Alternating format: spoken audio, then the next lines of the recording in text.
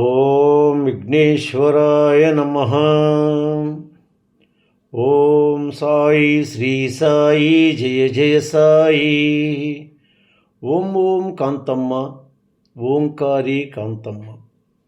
అమ్మ కాంతమ్మ తల్లి గురించి అద్భుతమైన విషయాలను తెలుసుకోబోతున్నాము. మొదటిసారిగా ఈ వీడియో చూస్తున్న ప్రతి ఒక్కరూ సబ్స్క్రైబ్ చేసుకోండి, లైక్ చేసి షేర్ చేయండి. ప్రతి ఒక్కరూ భక్తి బంధువులు కండి అమ్మ ఒడిని చేరుకోండి. ప్రక్కనున్న బెల్ సింబల్ని నొక్కండి. మొదలు పెట్టుకుందామా? కాంతమ్మ తల్లి సేవలో నిరంతరం శిష్యునిగా కొనసాగాలనుకున్నాను. ఆ తల్లి నా తల్లిని మించిన తల్లిగా శ్రీ వెంకటేశ్వరుని పాదార విందముల ప్రణమిల్లుతూ అంగీకరించాను. అంతటి భాగ్యదేవత కాంతమ్మ తల్లివారు. అడిగితే వెంకయ్య స్వామి వరాలు ఇయ్యవచ్చు, కానీ అమ్మ నిలుచుని ఉన్న ప్రాంతమున నీ మనసులో నీవు ఏదనుకున్నా ఆ తల్లి నీ కోరిక మన్నించగలదు. మనసులో అనుకున్న ఏ విషయమైనా ఇట్టే పసిగట్టగలదు. అంతటి దేదీప్యమానమైన ఆదిపరాశక్తి కాంతమ్మ తల్లివారు అంటున్నారు రమేష్ స్వామి వారు. రమేష్ స్వామి వారి మాటల్లో అమ్మ మహిమలను గురించి 4 మాటలు చెప్పారు. 3 పైసలు అంటే అర్ధనా చేతిలో పెట్టి పిల్లని తీసుకుపోతావా? ఇది నా ఆశ్రమంరా, నాది, నా ఆశ్రమం నాది అన్నారని రమేష్ స్వామి వారు చెప్పారు. అమ్మవారు తను ఉన్న ప్రాంతం నుండి మరో ఊరికి కానీ ఆయా ప్రాంతాలకు కానీ వెళ్ళాలంటే అది పూర్తిగా అమ్మ సంకల్పముతోనే జరిగేది. కానీ మనము అనుకున్నట్లు ఏదీ జరగదు. ఉదాహరణకు అమ్మ డేగపూడి నుండి పొదలకూరు రావాలనుకున్నది అనుకుందాం. అట్లు రావాలి అని అనుకునేది మాత్రము అమ్మే. మన పాపాలు ఆ రోజుతో పటాపంచలు చేయడానికి అమ్మ అలా మనల్ని అనుగ్రహిస్తారు. అప్పుడే మనము అమ్మ చెంతకు పోవడము, మన ఇంటికి అమ్మను తీసుకురావడము జరుగుతుంది. కానీ కేవలం కాంతమ్మ తల్లి ఆజ్ఞ లేనిదే ఏదీ జరగదు. అమ్మ ఆడే వింత నాటకములో మనము బొమ్మలము మాత్రమేనంటారు శ్రీ రమేష్ స్వామి. అమ్మ అస్సలు నీళ్లు తాగరు.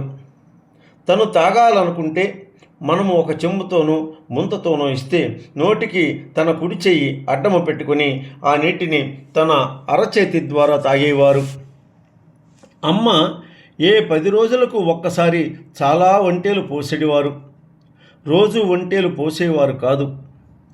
రోజు తాను మూత్ర విసర్జన కానీ మల విసర్జన కానీ చేసేవారు కాదు.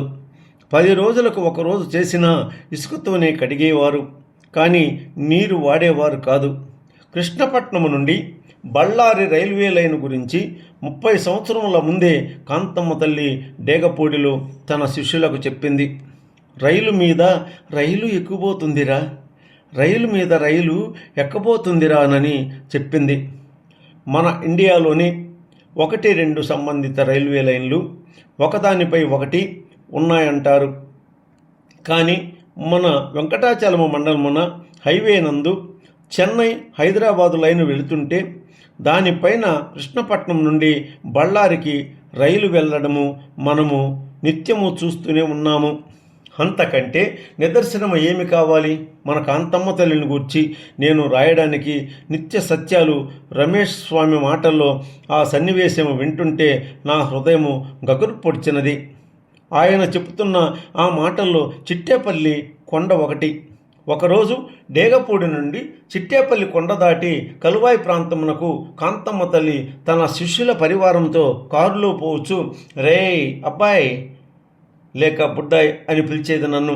రేయ్ బుడ్డాయ్, ఈ కొండ రాళ్ల గుట్ట కదరా, ఇది మందితో మొలకెత్తుద్దురోయ్, ఇది ఈ కొండ మందితో మొలకెత్తుద్దురోయ్ అన్నారు.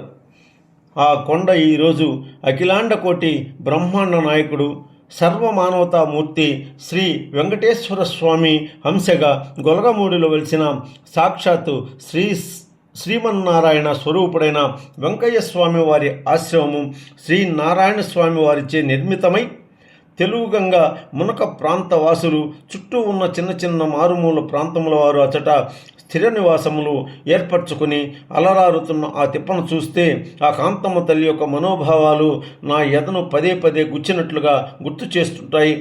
ఆ ప్రక్కకు పోయి వచ్చే సమయంలో అంటున్నారు రమేష్ స్వామి వారు, తల్లి కాంతమ్మ గారికి ధ్యానము కుదరకపోతే ఎంత దూరమైనా నడుచుకుంటూ పోతూనే ఉంటారు.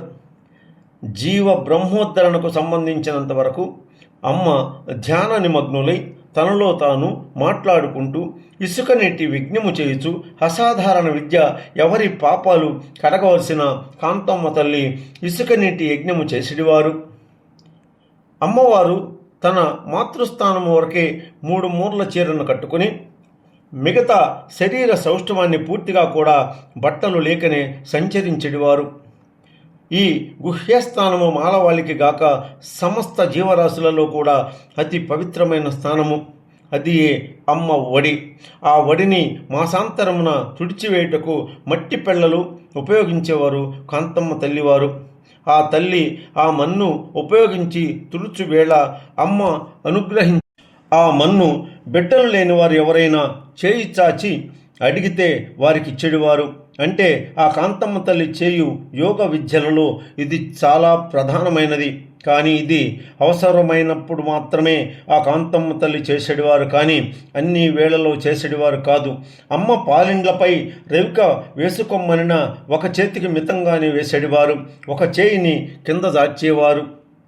ఈ రహస్య దాత్రి అనునయోత్రి అయిన ఈ త్రిపుర సుందరి అయిన అమ్మకు మాత్రమే ఈ విషయాలన్నింటికీ సమాధానాలు ఉండేవి, కానీ మనకు ఎరుక పరిచేవారు కాదు. ఇలా అమ్మవారి అనుగ్రహ రహస్యాలు ఎన్నో ఉన్నాయి రాబో ఎపిసోడులలో. ఓం ఓం కాంతమ్మ ఓంకారి కాంతమ్మ, ఓం ఓం కాంతమ్మ ఓంకారి కాంతమ్మ, ఓం ఓం కాంతమ్మ ఓంకారి కాంతమ్మ, ఓం ఓం కాంతమ్మ ఓంకారి కాంతమ్మ. మీ విజయభాస్కరుడను. మరువరు కదా నన్ను.